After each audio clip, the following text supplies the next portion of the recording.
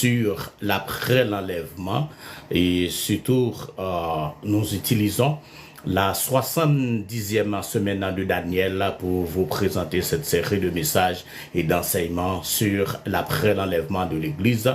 Nous sommes rendus à la troisième partie de ces messages en série après l'enlèvement de l'Église. La dernière fois, nous avons vu que ça est l'un des plus grands adversaires de l'Antichrist, qui est le représentant de Satan sur la terre, qui va gouverner le monde après la 70e semaine de Daniel. Non, après l'enlèvement de l'Église, c'est l'Antichrist, c'est Satan qui va diriger le monde en choisissant son représentant qui est l'Antichrist qui va gouverner le monde. Je vous ai dit dans la première partie, un gouvernement central politique mondial va être établi par celui-ci, par Satan, et où il va choisir un homme pour le représenter sur la terre. Mais dans la deuxième partie, nous avons présenté aussi la suite de sa mise en place de sa politique générale, et aussi il faisait face à une certaine opposition parce que Satan avait pris des lois pour empêcher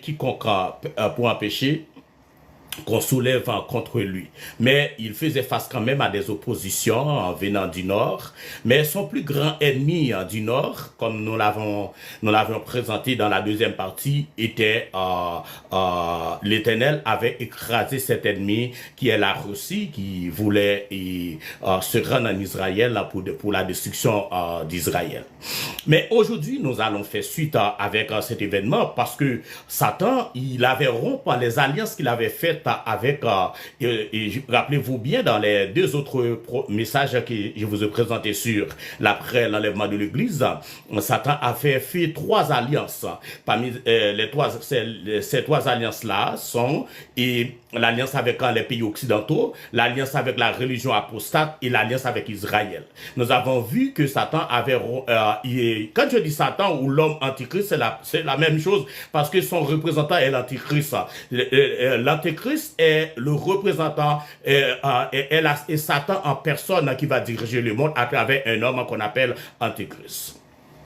Alors, il a rompu ses alliances avec Israël, avec la religion apostate, et il garde son alliance avec, parce que sa force, sa puissance militaire, il pouvait pas rompre son alliance avec les pays occidentaux, parce que c'est là réside sa force et sa puissance avec les armées occidentales.